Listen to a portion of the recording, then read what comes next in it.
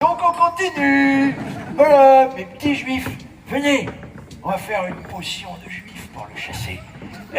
Allez me chercher 3 glands de juifs et des fleurs de juifs et de la moustache de juif. Vous trouverez tous les ingrédients au marché au prépuce de Clignancourt. Ouais. Allez vite avant qu'une tempête de neige ne Shabbat. Ouais. Et dans la neige, on fera un shalom géant. Sur des skis Salomon. On s'en bat les couilles, on les fait tout ça, on y va. Hein. Et à chaque virage, le bruit des skis dans la neige, ça fera... Et là, Lucien, lui, il est en PLS sur le canapé. Hein. Il saigne du nez. Ma meuf, elle sent qu'il y a un malaise, elle essaye de le casser là. Si on parlait d'autre chose, hein, quelqu'un veut de la tarte aux algues, elle est excellente. Et nous, on voit toujours pas le problème. Donc on continue. Voilà, mes petits juifs, je vais couper du bois pour faire du feuge. Oh ben ça marche plus, qu'est-ce qui se passe? Oh ben oui, j'ai ma hache qui est naze. Clac. Donc...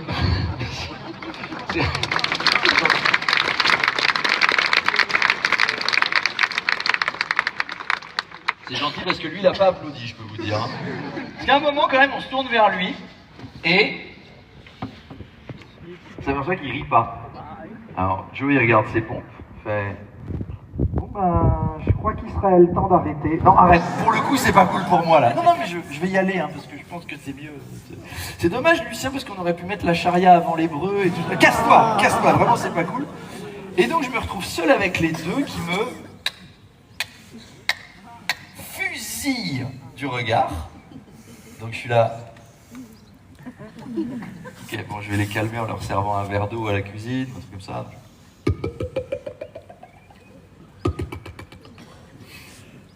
Oui, je fais des bruitages exceptionnels. Et donc, ah merci, c'est gentil, mais tu vois, c'est 5 ans de conservatoire pour faire ça. Et après, on se met à parler humour, et en fait, je vois un peu à quel genre de mec j'ai affaire, parce que c'est vraiment le genre de mec qui s'indigne sur tout le temps sur Internet. Par exemple, je suis allé voir son Twitter. Il était très indigné de l'élection de Miss France, par exemple. Tu vois, il avait tweeté « Toujours le même style de beauté à Miss France. À quand un peu de diversité? À quand une Miss France trans, naine ou grosse ?»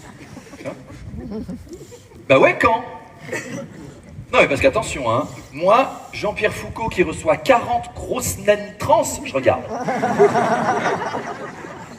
Hein, puis en plus, c'est bien parce que ça permettrait enfin à la Bourgogne de gagner un truc. C'est cool.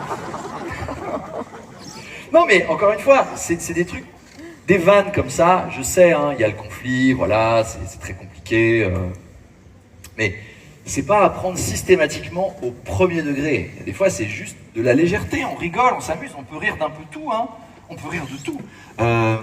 Par exemple, je regardais l'autre jour la télé, je suis tombé sur une interview de Ginette Kolinka. Vous voyez qui c'est Ginette Kolinka? C'est la dame qui a 100 ans, qui a vécu Auschwitz. Tu te dis, tu vois, elle a vécu des trucs très lourds, ça doit la marquer, ça doit être quelque chose, quoi. Et le journaliste lui demande, alors Ginette, voilà, question, vous avez vécu l'horreur, vous avez vécu ce qu'il y a de pire, vous avez vécu l'indicible, qu'est-ce qui, aujourd'hui, avec le recul, la sagesse que vous avez accumulée, qu'est-ce qui vous paraît le plus absurde aujourd'hui? Vous savez ce qu'elle a répondu? Les pubs comme j'aime. Alors le journaliste il fait ok, ça y est, elle est partie la vieille, on l'a perdue, c'est Alzheimer. Les pubs comme j'aime, Ginette? Mais pourquoi? Ben parce que dans la pub comme j'aime, ils disent grâce à comme j'aime, j'ai perdu 10 kilos en 6 mois. Alors que c'est débile, moi grâce au régime Auschwitz, j'ai perdu 40 kilos en 3 semaines. Et tu dis waouh, elle a vécu ça, elle fait cette vanne. Et ben putain, chapeau Ginette, hein.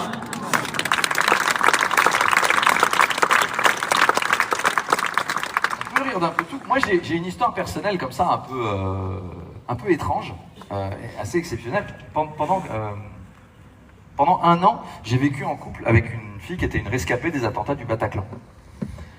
C'est très vrai, hein, c'est très vrai. J'ai vécu avec quelqu'un qui avait vécu ça. Et je sais pas comment vous raconter ça, parce que pendant très longtemps je voulais pas en parler. Et je me suis dit peut-être que c'est pas élégant d'en parler parce que peut-être que tu lui voles son histoire. Peut-être que tu parles de la souffrance de quelqu'un alors que tu l'as pas vécu. Peut-être que c'est pas bien de t'approprier ça. Ça me mettait mal à l'aise, quoi. Et puis j'ai fini par me dire que dans cette histoire, il y a quelque chose qui n'appartient qu'à moi. Et depuis, j'en parle en prenant d'infinies précautions, vous allez comprendre pourquoi. Un jour, on est assis à la maison et j'apprends qu'elle a vécu les attentats du Bataclan. Et déjà, partager le quotidien de quelqu'un qui a vécu ça, vous vous rendez bien compte que c'est pas facile, quoi. Vous sentez qu'il y a quelque chose qui est un peu mort là-dedans. Et donc on est à la maison et elle décide ce jour-là de me raconter précisément tout ce qui lui est arrivé. Donc elle m'explique comment les terroristes sont rentrés dans le Bataclan, tout ce qu'ils ont dit à ce moment-là, tout ce qu'ils ont fait. Et c'est très dur à entendre parce que vous sentez qu'il y a une espèce d'énorme masse noire de mort absolue qui la bouffe de l'intérieur. Et elle parle comme ça, et c'est long, hein, c'est 10 minutes, un quart d'heure, 20 minutes. Et elle s'arrête de parler. Elle m'explique comment elle a pris une balle dans la jambe, elle est tombée, elle est allée se réfugier sous un stand de t-shirt pour pas que les terroristes la voient, et elle dit plus rien. Et moi, mon métier, ça consiste plutôt à avoir de la répartie, hein. Et ben, ce jour-là, je n'ai pas su quoi dire. Du tout. Je suis resté complètement sec. Parce que qu'est-ce que tu veux dire à quelqu'un qui a vécu ça? T'as envie d'aider, hein?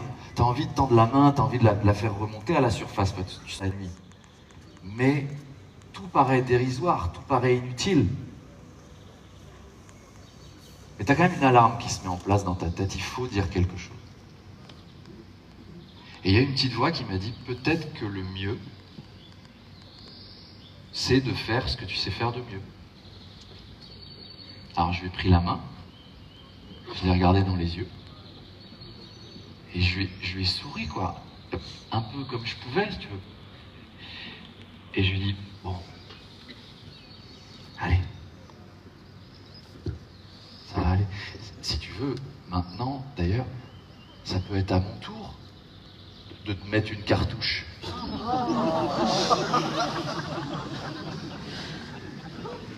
Ouais, respirez bien. Respirez bien. Je sens que pour certains, elle n'est pas évidente. Mais je l'ai vraiment dit, ça. Je l'ai vraiment dit. Mais vous savez comment elle a réagi? Eh ben, elle a posé sa tête sur mon épaule, comme ça. Et elle a souri pendant 10 minutes. Et je l'avais jamais vue sourire aussi longtemps. Et j'ai senti à ce moment-là qu'il y avait un petit bout, peut-être pas grand-chose, mais un petit bout de cette espèce d'ignoble matière noire là, dont je parlais, dégueulasse, qui partait. Ce petit bout, il s'envolait, et définitivement. Et cette vanne, qui en aurait choqué des Lucien et compagnie, hein, des gens de Twitter, mais cette vanne, à cet instant précis, elle a fait un truc que seul l'humour est capable de faire. Elle a dédramatisé. Et bien ce mot-là, ne l'oubliez jamais, s'il vous plaît.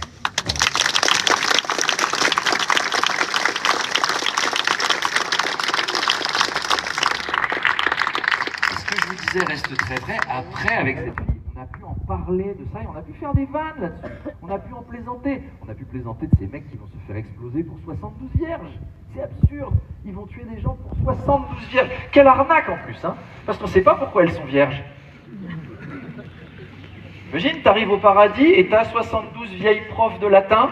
Tu sais, qui sentent un peu le formol, qui t'accueillent, elles ont des chats, elles font « Bonjour, jeune prince du désert, nous allons réciter des déclinaisons latines, et puis à chaque mauvaise réponse, un coup de règle en bois sur la bite, et tchac, l'éternité, avec 72 vieilles copines de Brigitte Macron. Tu prends ça, vraiment? En plus, c'est typiquement un truc de mec, parce que les filles ne feraient jamais ça. Hein, les meufs? Vous feriez pas exploser pour 72 puceaux? Non, d'autant que si tu veux 72 puceaux, t'as pas besoin d'aller au paradis, hein. Tu vas au salon du manga, c'est largement suffisant. Donc voilà, et c'est pour ça que les gens qui s'indignent de tout le temps à coup de « ouais, c'est pas bien, c'est pas... » Tout le débat woke, pas woke, m'énerve un peu en fait. On a le droit de rire de tout, c'est indispensable. Ce qui est important, c'est ce qu'on veut dire avec les vannes. C'est pas le sujet le problème, c'est le message. Si vous voulez dire un message qui aide quelqu'un, il n'y a aucun problème à rire d'un sujet. C'est un mécanisme de défense, c'est un mécanisme de légèreté. Il y a plein de trucs hyper importants. Et donc, voilà, le côté ouais, on peut pas rire de ça, on peut pas rire de ça, ça peut être un peu agaçant. Là, par exemple, le dernier truc sur lequel les gens se sont hyper polarisés, c'était sur Internet, c'était Disney. Disney, c'était alternativement, ouais, c'est trop woke, et puis après, c'est plus assez woke. Par exemple, avant, ils mettaient, vous savez, des avertissements avant les films. Disney, ils mettent avant La Belle et le Clochard, pour les chats siamois, ils mettaient « Attention, ce film contient des représentations de chats siamois pouvant nuire aux personnes asiatiques, parce que c'est des clichés, blablabla. » Vous voyez ce truc-là? Là, ils ont changé d'avis. Maintenant, ils mettent un avertissement. « Attention, avis à nos amis chinois, les chats, ça se mange pas. » Et puis, terminé, le film démarre. Mais Lucien, par exemple, il faisait partie d'un collectif de gens qui s'étaient indignés devant Blanche-Neige. Il avait dit « Oui, Blanche-Neige, c'est un scandale, parce que quand le prince embrasse Blanche-Neige, elle est inconsciente. » Et donc, c'est une agression sexuelle. Vous avez vu ça dans la presse? Ça a été un débat qui a un peu tourné. Vous l'avez vu? Ouais? Je sais pas ce que vous en pensez, mais effectivement, si on le prend au premier degré, c'est pas bien. Il faut pas le faire. On ne doit pas embrasser une femme inconsciente. Elle est inconsciente, c'est pas bien. Encore plus quand on est un prince. Je veux dire, on est chef d'État. Tu vois, il y a un minimum de tenue. Imagine, t'es dans le coma, par exemple, et puis un jour, tu sens un truc mouillé qui touille. Et tu ouvres les yeux, et il y a Emmanuel Macron qui te roule une pelle. Bravo le chef d'État, quoi. Bref, on ne doit pas faire ça, c'est pas bien. Mais, c'est une métaphore, c'est un conte. On ne doit pas prendre ça au premier degré. Et c'est la métaphore de l'amour est plus fort que la mort. Et il faut avoir le recul aussi nécessaire pour comprendre ce truc. Mais encore une fois, c'est pas bien. De toute façon, personne ne le prend au premier degré dans la vraie vie. Moi, j'ai jamais rencontré quelqu'un qui se soit justifié comme ça, par exemple. Tu vois, au procès Pellico, il n'y en a pas un qui allait devant la juge en faisant « Oui, madame le juge, bon, elle était inconsciente, mais dans Blanche-Neige, ils disent qu'on peut, alors moi je pensais, tu vois, les gens se justifient pas comme ça quand même. Même les cons du procès Pellico, parce qu'il y en avait des vrais débiles au procès Pellico. Vous vous souvenez des justifications de certains? Il y en a un, il a dit, oui, moi je pensais pas que je faisais quelque chose de mal, je savais pas qu'elle dormait, parce que en fait moi je pensais qu'elle était morte. Et c'est vrai, c'est mieux, hein, c'est vrai, ça fait de toi quelqu'un de meilleur. Il y en a un, il a dit, c'est moi la vraie victime dans cette histoire, parce que je savais pas que j'étais filmé. Bah excuse-nous Pierre Ninet, la prochaine fois on fera une annonce avec un clap. Mais effectivement, on ne doit pas embrasser une femme inconsciente, c'est pas bien de faire ça. D'ailleurs, dans le conte original, ça y est pas, hein. C'est Disney qui a rajouté le baiser. Mais dans le conte original, elle se réveille pas comme ça. Vous vous souvenez comment elle se réveille dans le conte original? Non? Eh ben c'est une bifle à la base. Non, c'est pas vrai. C'est pas vrai. T'imagines ça aurait l'air de quoi? Ce serait pas bien un truc comme ça. Imagine, t'es une honnête mère de famille, tu veux mettre tes enfants devant le DVD de Blanche-Neige. Les enfants, venez voir comment le prince va sauver la princesse. Et le prince, il a...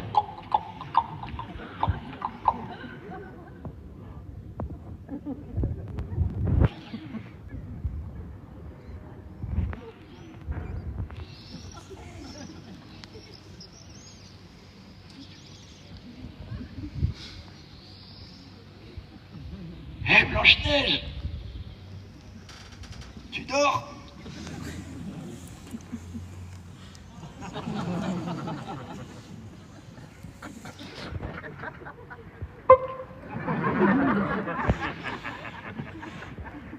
C'est l'heure du petit déjeuner. Mais t'avais dit qu'on ferait des knackis. Et ben voilà.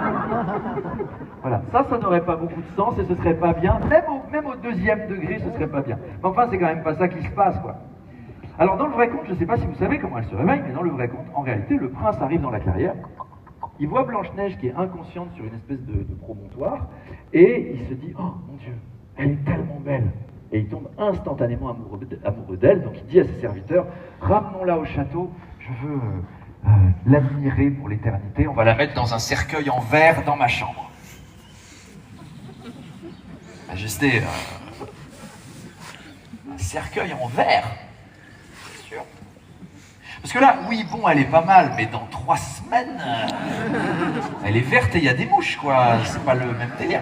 Et donc, bon, il dit, on va le faire quand même. Il ramène Blanche-Neige dans le cercueil en verre.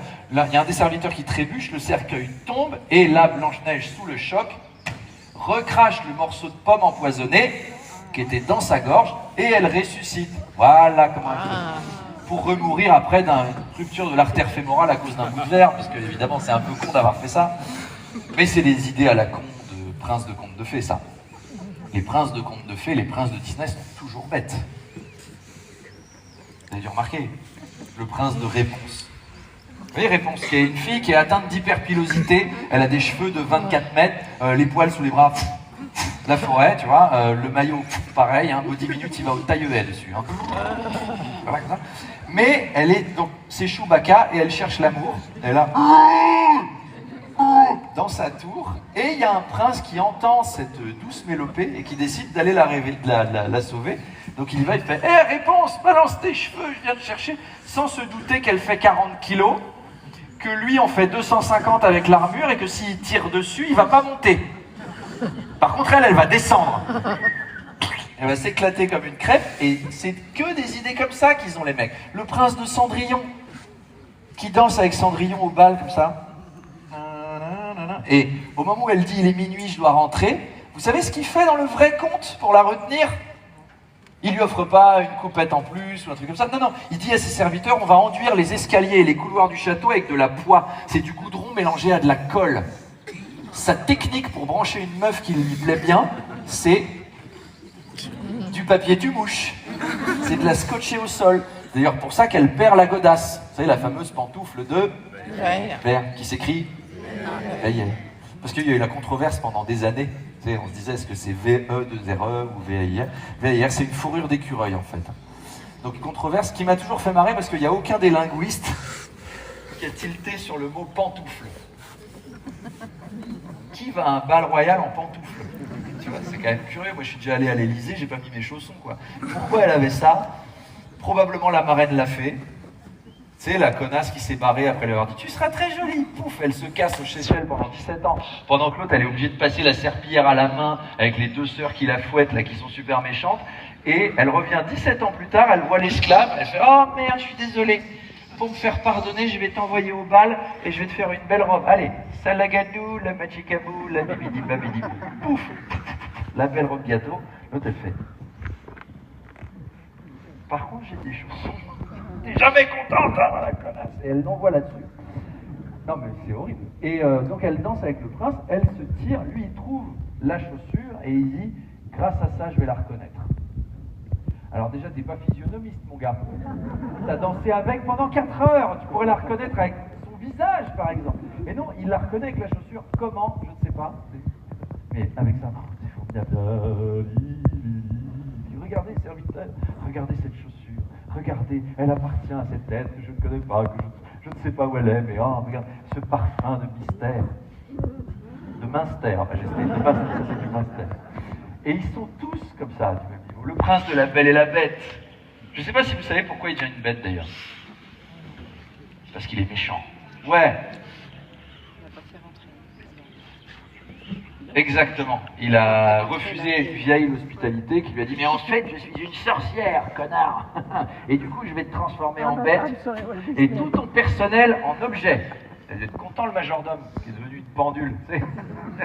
Ça fait 20 ans que je bosse pour ce connard. Moi, j'y suis pour rien. Hein. Je voulais vous héberger, madame, et maintenant, je suis une pendule. T'as le valet qui est devenu une bougie et tout, hein, à cause de son patron. Moi, à cause de mon patron, je suis une bougie. Je lui rentre dans le cul tous les soirs. Hein, c'est ça que je fais. La vieille qui est devenue une taillère. À 2 mois de la retraite, t'es une taillère, ça fait chier quand même. Le prince de la petite sirène. Alors lui, tiens, c'était un truc intéressant, parce que pareil, il y a eu une vraie controverse, je reviens au sujet de départ, hein, j'ai dérivé.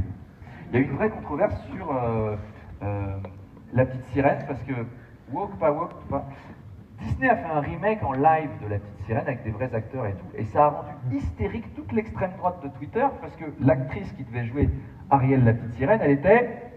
Enfin, ça les a rendus hystériques. Sur internet, ils étaient là, une petite sirène noire. C'est pas réaliste. Bon alors d'une, c'est une. sirène, merci. De 2, tu veux la jouer réaliste? Elle va terminer le film échoué sur une plage. Avec une paille dans le nez, étouffée par un truc de bière. Et puis en plus, ils ont quand même été très cool, Disney, avec cette histoire de casting inclusif. Parce qu'ils auraient pu aller beaucoup plus loin, hein. Pour jouer le rôle d'une femme avec une queue. Ils auraient pu prendre une actrice transgenre et ils ne l'ont pas fait. Et puis en plus, je les trouve gonflés de s'indigner de ça à l'extrême droite, parce que d'habitude, ils ne le font pas. Hein. D'habitude, ils en ont rien à faire. Hein. Des noirs au fond de la mer. Il y en a plein de la Méditerranée, ça les dérange jamais.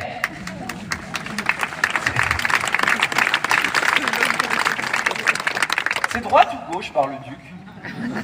Hein? Ah, c'est controversé, hein?